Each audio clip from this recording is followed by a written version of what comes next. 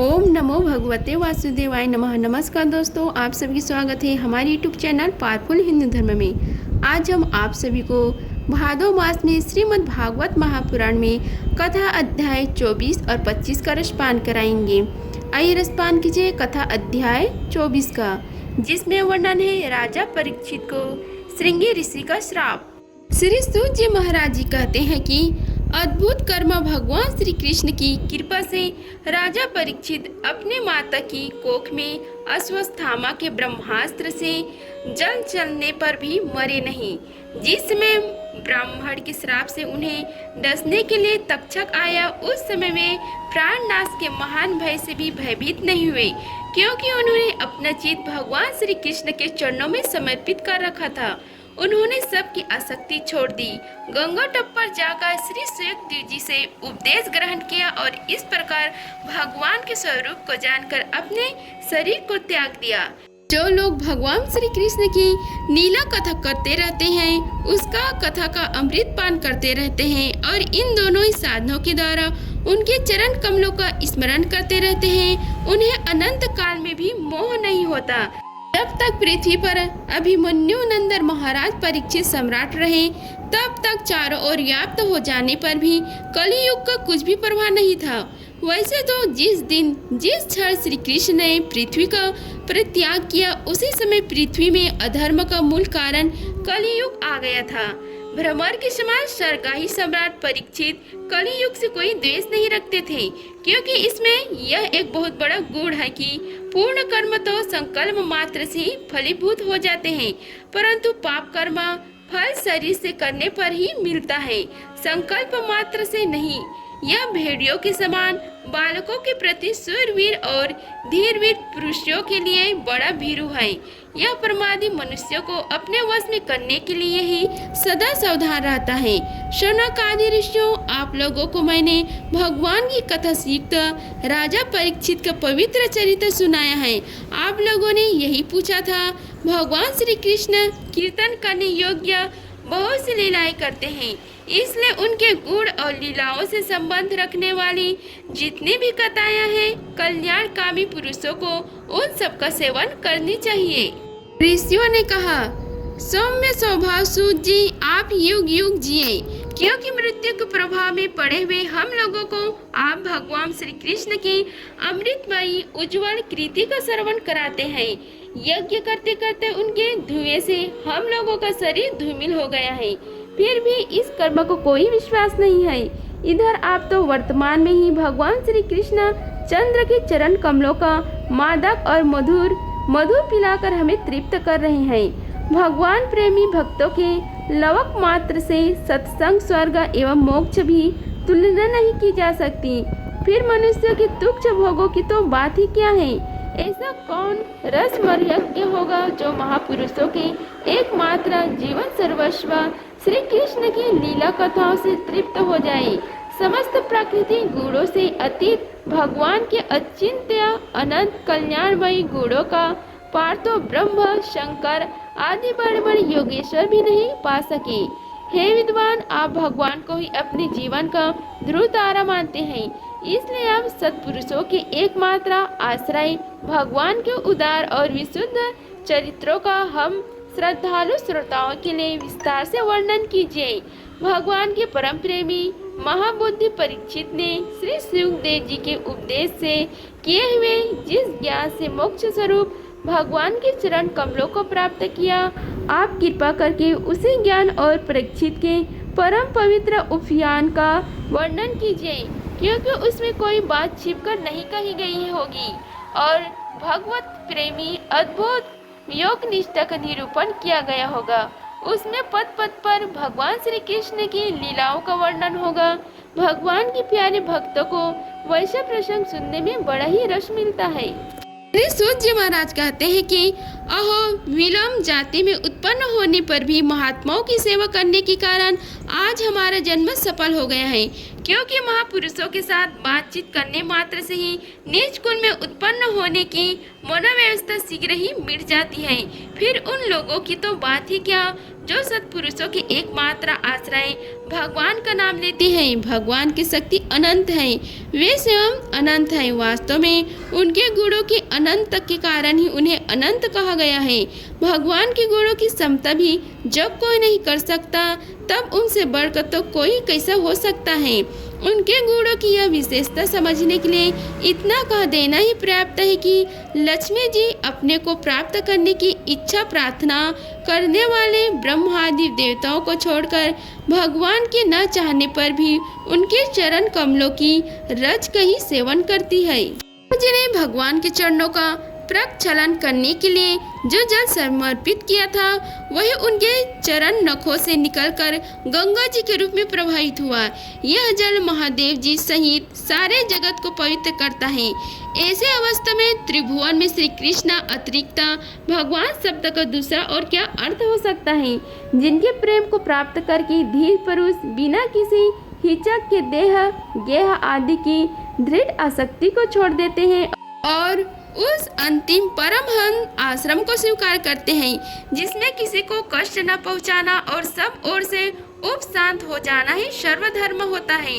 सूर्य के समान प्रकाशमान महात्माओं, आप लोगों ने मुझसे जो कुछ पूछा है वह मैं अपनी समझ के अनुसार सुनाता हूँ। जैसे पक्षी अपनी शक्ति के अनुसार आकाश में उड़ते हैं, वैसे ही विद्वान लोग भी अपनी अपनी बुद्धि के अनुसार ही श्री कृष्ण की लीला का वर्णन करते हैं। एक दिन राजा परीक्षित धनुष लेकर वन में शिकार खेलने गए हुए थे। हिरणों की पूछे दौड़ते दौड़ते वे थक गए और उन्हें बड़े जोर की भूख और प्यास लगी। जब कहीं उन्हें कोई जल ऐसा नहीं मिला, तब वे पास के ही एक ऋषि के आश्रम में घुस गए। उन्होंने देखा कि वहां आग बंद करके शांत भाव से एक मुनि आसन में बैठे हुए हैं। इंद्रियां, प्राण, मन और बुद्धि के निरुद्ध हो जाने से वे संसार से ऊपर उठ गए थे। जागृत, स्वप्न, सुषुप्ति तीनों अवस्थाओं से रहित निराकार ब्रह्मरूप तुरीय पद में वे स्थित थे। उनका शरीर बिखरी हुई जटाओं से और कृष्ण मृग चर्म से ढका हुआ था। राजा परीक्षित ने ऐसे ही अवस्था में उनसे जल मांगा, क्योंकि प्यास से उनका गला सूखा जा रहा था। जब राजा को वहां बैठने के लिए तिनके का आसन भी न मिला, किसी ने उन्हें भूमि पर भी बैठने को न कहा। अघारिया और आदर भरी मीठे बातें तो कहाँ से मिलती। तब अपने को अपमानित सा मानकर वे क्रोधवश हो उठे। हे सनक जी, वे भूख प्यासे से छटपटा रहे थे, इसलिए एकाएक उन्हें ब्राह्मण के प्रति स्त्रिया और क्रोध हो आया। उनके जीवन में इस प्रकार का यह पहले ही अवसर था। वहां से लौटते समय उन्होंने क्रोधवश धनुष के नोक से एक मरा सांप उठाकर ऋषि के गले में डाल दिया और अपनी राजधानी में चले आए। उनके मन में यह बात आई कि उन्होंने जो अपने नेत्र बंद करके रखे हैं, सो क्या वास्तव में इन्होंने अपनी सारी इंद्रिय वृत्तियों का निरोध कर लिया है, अथवा इन राज्यों से हमारा क्या प्रयोजन है। यह सोचकर इन्होंने झूठ मूठ समाधि ढोंग रचा है। उन समीक का मुनि का पुत्र बड़ा तेजस्वी था। वह दूसरे ऋषि कुमारों के साथ पास ही खेल रहा था।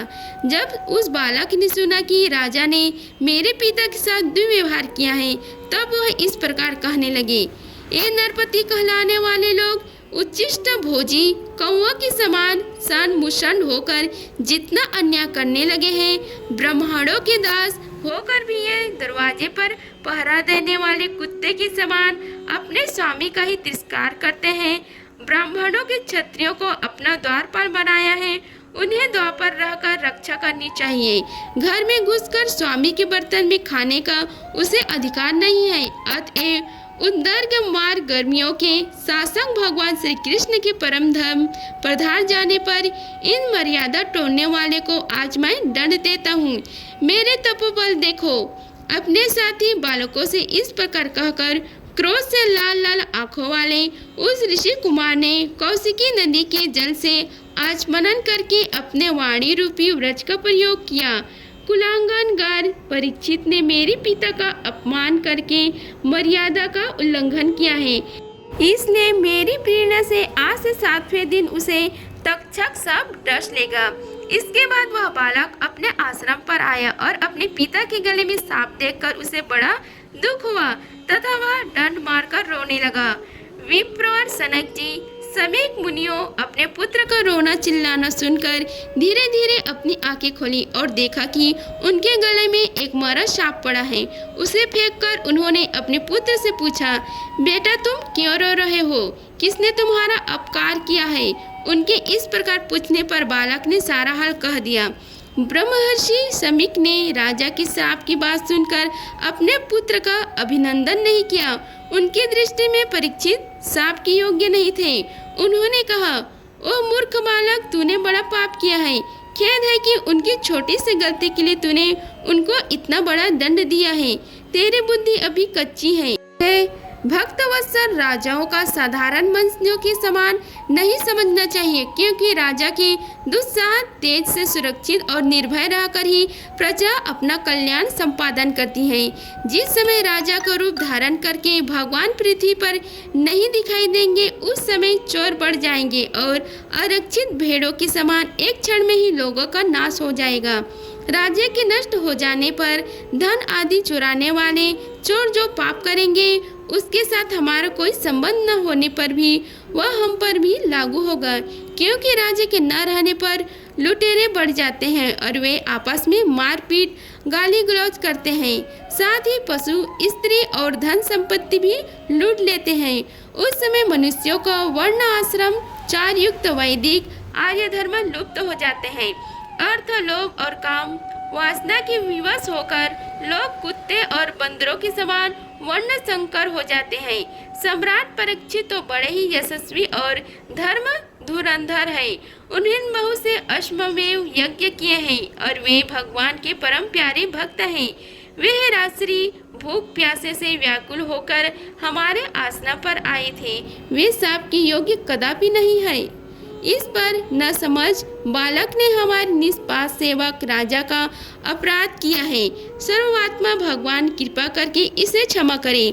भगवान के भक्तों में बदला लेने की शक्ति होती है, परंतु वे दूसरों के द्वारा किए हुए अपमान, धोखेबाजी, गाली गलौज, आक्षेप और मारपीट का कोई बदला नहीं लेते। महामुनि समीक को पुत्र के अपराध पर बड़ा पश्चाताप हुआ। राजा परीक्षित ने जो उनका अपमान किया था, उस पर तो उन्होंने ध्यान ही नहीं दिया। हे महात्माओं, सौभाग्य ऐसा होता है कि जगत में जब दूसरे लोग उन्हें सुख दुख द्वंद्वों में डाल देते हैं, तब भी वे पर्याय हर्षित या व्यथित नहीं होते, क्योंकि आत्मा का स्वरूप तो गुणों से सर्वथा परे है। इति श्री भागवत महापुराणे कथा अध्याय 24 का समाप्त हुआ। ये रसपान कीजिए कथा अध्याय 25 का, जिसमें वर्णन है परीक्षित का अनशन व्रत और सुखदेव जी का आगमन। सूत जी कहते हैं कि राजधानी में पहुंचकर राजा परीक्षित को अपने उस निंदनीय कर्म के लिए बड़ा पश्चाताप हुआ। वे अत्यंत उदास हो गए और सोचने लगे कि मैंने अपराध एवं अपना तेज छिपाए हुए ब्राह्मण के साथ अन्याय पुरुषों के समान बड़ा नीच व्यवहार किया है। बड़ा ही खेद की बात है। अवश्य उन महात्मा के अपमान के फलस्वरूप शीघ्र से शीघ्र मुझ पर कोई घोर विपत्ति आवेगा। मैं भी ऐसा चाहता हूँ, क्योंकि उससे मेरे पाप का प्रायश्चित हो जाएगा और फिर कभी भी मैं ऐसा काम करने का दुस्साहस नहीं करूँगा। ब्राह्मणों की क्रोध अग्नि आज ही मेरे राज्य, सेना और भरे पूरे खजानों को जलाकर खाक कर दे, जिससे फिर कभी मुझ दुष्ट की ब्राह्मण, देवता और गांवों के प्रति ऐसी पाप बुद्धि न हो। वे इस प्रकार चिंता कर ही रहे थे कि उन्हें मालूम हुआ ऋषि कुमारों के श्राप से तक्षक तुझे डसेगा। उन्हें वह धधकती हुई आग के समान तक्षक का डसना बहुत भला मालूम हुआ। उन्होंने सोचा कि बहुत दिनों से मैं संसार में आसक्त हो रहा था, अब मुझे शीघ्र वैराग्य होने का कारण प्राप्त हो गया। वे इस लोक और परलोक के भोगों को तो पहले ही तुच्छ और त्याज्य समझते थे। अब उनका स्वर पाता त्याग करके भगवान श्री कृष्ण के चरण कमलों की सेवा का ही सर्वोपरि मानकर अमरण अनश्वर व्रत लेकर वे गंगा तट पर बैठ गई। गंगा जी का जल भगवान श्री कृष्ण के चरण कमलों का वह पराग लेकर प्रभावित होता है, जो श्रीमती तुलसी की गंध से मिश्रित है। यही कारण है कि वे लोकपालों के सहित ऊपर नीचे के समस्त लोगों को पवित्र करती हैं। कौन ऐसा मरणशन्न पुरुष होगा जो उनका सेवन न करेगा। इस प्रकार गंगा जी के तट पर अमरण स्नान का निश्चय करके उन्होंने समस्त आसक्तियों का परित्याग कर दिया और वे मुनियों को व्रत स्वीकार करके अन्याय भाव से श्री कृष्ण के चरण कमलों का ध्यान करने लगे। उस समय त्रिलोकों को पवित्र करने वाली बड़े बड़े महानुभव ऋषि मुनि अपने शिष्यों के साथ वहां पधारे। संत जन पर्याय तीर्थ यात्रा के बहाने स्वयं उन तीर्थ यात्राओं को ही पवित्र करते हैं। उस समय वहां पर अत्रि, वशिष्ठ, च्यवन, शार्दूल, अरिष्टो, नेमि, भृंगु, अंगिरा, पाराशर, विश्वामित्र, परशुराम, उत्थाक्य, इंद्र, प्रमद, इदहोमाव, मेधातिथि, देवल, अष्टिशेषण, भारद्वाज, गौतम, पिपलनाथ, मैत्रेय, आर्य, कवच, अगस्त्य, भगवान व्यास, नारद तथा इनके अतिरिक्त और भी कई श्रेष्ठ ऋषि, देवर्षि, ब्रह्म ऋषि तथा अरुण आदि राज ऋषियों का शुभ आगमन हुआ। इस प्रकार विभिन्न गोत्रों की मुख्य मुख्य ऋषियों को एकत्र देखकर राजा ने सबका यथा योग्य सत्कार किया और उनके चरणों पर सिर रखकर वंदना की। जब सब लोग आराम से अपने अपने आसनों पर बैठ गए तब महाराज परीक्षित ने उन्हें फिर से प्रणाम किया और उनके सामने खड़े होकर शुद्ध हृदय से अंजलि बांधकर वे जो कुछ करना चाहते थे उनसे सुनाने लगे। राजा परीक्षित ने कहा, अहो समस्त राजाओं में हम धन्य हैं, धन्यतम है क्योंकि आपने शील स्वभाव के कारण हम आप महापुरुषों के कृपा पात्र बन गए हैं। राजवंश के लोग प्रायः निंदित कर्म करने के कारण ब्राह्मणों के चरण धोवन से दूर पड़ जाते हैं। यह कितने खेद की बात है। मैं भी राजा ही हूँ। निरंतर देह गेह में आसक्त रहने के कारण मैं भी पाप रूप ही हो गया हूँ। इसी से स्वयं भगवान ही ब्राह्मण के श्राप के रूप में मुझ पर कृपा करने के लिए पधारे हैं। यह श्राप वैराग्य उत्पन्न कराने वाला है क्योंकि इस प्रकार के श्राप से संसार सक्त पुरुष भयभीत होकर विरक्त हो जाया करते हैं। हे ब्राह्मणों, अब मैंने अपने चित्त को भगवान के चरणों में समर्पित कर दिया है। आप लोग और माँ गंगा जी शरणागत जानकर मुझ पर अनुग्रह करें। ब्राह्मण कुमार के श्राप से प्रेरित कोई दूसरा कपट से तक्षक का रूप धरकर मुझे डस ले अथवा स्वयं तक्षक आकर डस ले, इसकी मुझे तनक भी परवाह नहीं है। आप लोग कृपा करके भगवान के रसमयी लीलाओं का गायन करें। मैं आप ब्राह्मणों के चरणों में प्रणाम करके पुनः यही प्रार्थना करता हूँ कि मुझे कर्मवश चाहे जिस योनि में जन्म लेना पड़े, भगवान श्री कृष्ण के चरणों में मेरा अनुराग हो, उनके चरण आश्रित महात्माओं से विशेष प्रीति हो और जगत के समस्त प्राणियों के प्रति मेरी एक सी मैत्री रहे, ऐसा आप आशीर्वाद दीजिए। महाराज परीक्षित परम धीर थे। वे ऐसा दृढ़ निश्चय करके गंगा जी के दक्षिण तट पर पूर्वग्रह कुशकों के आसन पर उत्तरमुख होकर बैठ गए। राजकाज का भार तो उन्होंने पहले ही अपने पुत्र जन्मजय को सौंप दिया था। पृथ्वी के एकमात्र मात्र सम्राट परीक्षित जब इस प्रकार अमरण अनशनाक निश्चय करके बैठ गए तब आकाश में स्थित देवता लोग बड़े आनंद से उनकी प्रशंसा करते हुए वहां पृथ्वी पर पुष्पों की वर्षा करने लगे तथा उनके नगारे बार बार बजने लगे। सभी उपस्थित महर्षियों ने परीक्षित के निश्चय की प्रशंसा की और साधु साधु कहकर उनका अनुमोदन किया। ऋषि लोग तो सौभाग्य से ही लोगों पर अनुग्रह की वर्षा करते रहते हैं। यही नहीं, उनकी सारी शक्ति लोग पर कृपा करने के लिए ही होती है। उन लोगों ने भगवान श्री कृष्ण के गुणों से प्रभावित परीक्षित के प्रति उनके अनुरूप वचन कहे। हे राज श्री श्रोमणी, भगवान श्री कृष्ण के सेवक और अनुयायी आप पांडु वंशियों के लिए यह कोई आश्चर्य की बात नहीं है क्योंकि आप लोगों ने भगवान की संधि प्राप्त करने की आकांक्षा से उस राज सिंहासन का एक क्षण में ही परित्याग कर दिया जिसकी सेवा बड़े बड़े राजा अपने मुकुटों से करते थे। हम सब तब तक यहीं रहेंगे जब तक ये भगवान के परम भक्त परीक्षित अपने नाश्वर शरीर को छोड़कर माया दोष एवं शोक से रहित भगवान धाम में नहीं चले जाते। ऋषियों के वचन सुनकर बड़े ही मधुर, गंभीर, सत्य और समता से युक्त थे। उन्हें सुनकर राजा परीक्षित ने उन योग युक्त मुनियों का अभिनंदन किया और भगवान के मनोहर चरित्र सुनने की इच्छा से ऋषियों से प्रार्थना की। हे महात्माओं, आप सभी सब ओर से यहाँ पधारे हैं। आप सत्य लोक में रहने वाले मूर्तिमान वेदों के समान हैं। आप लोगों को दूसरों पर अनुग्रह करने के अतिरिक्त जो आपका सहज सौभाग्य है, इस लोक या परलोक में और कोई स्वार्थ नहीं है। हे विप्रो, आप लोगों पर पूर्ण विश्वास करके मैं अपने कर्तव्य के संबंध में यह पूछने योग्य प्रश्न करता हूँ। आप सभी विद्वान परस्पर विचार करके बतलाइए कि सबके लिए सब अवस्थाओं में और विशेष करके थोड़े ही समय में मरने वाले पुरुष के लिए अंतःकरण और शरीर से करने योग्य विशुद्ध कर्म कौन सा है। उसी समय पृथ्वी पर स्वेच्छा से विचरण करते हुए किसी की कोई अपेक्षा न रखने वाला व्यास नंदन भगवान श्री सुखदेव जी महाराज वहां प्रकट हो गए। वे वर्ण अथवा आश्रम के ब्रह्म चिन्हों से रहित एवं आत्मा अनुभूतियों से संतुष्ट थे। बच्चों और स्त्रियों ने उन्हें घेर रखा था। उनका वेश अवधूत का था। 16 वर्ष की अवस्था थी। चरण, हाथ, जंघा, भुजाएं, कंधे, कपोल और अन्य सब अंग अत्यंत सुकुमार थे। नेत्र बड़े बड़े और मनोहर थे। नासिका कुछ ऊंची थी, कान बराबर थे, सुंदर भावें थी। इनसे मुख बड़ा ही शोभामान हो रहा था। गला तो मानो सुंदर शंख ही था। हंसली ढकी हुई, छाती चौड़ी और उभरी हुई, नाभि भंवर के समान गहरी तथा उदर बड़ा ही सुंदर, त्रिवील से युक्त तथा लंबी लंबी भुजाएं थी। मुख पर घुंघराने बाल बिखरे हुए थे। इस दिगंबर वेश में वे श्रेष्ठ देवता के समान तेजस्वी जान पड़ते थे। श्याम रंग का था। चित्त को चुराने वाले भारी जवानी थी। वे शरीर के छटा और मधुर मुस्कान से स्त्रियों को सदा ही मनोहर जान पड़ते थे। यद्यपि उन्होंने अपने तेज को छिपा रखा था, फिर भी उनके लक्षण जानने वाले मुनियों ने उन्हें पहचान लिया और वे सबके सब अपने अपने आसन छोड़कर उनके सम्मान के लिए उठ खड़े हुए।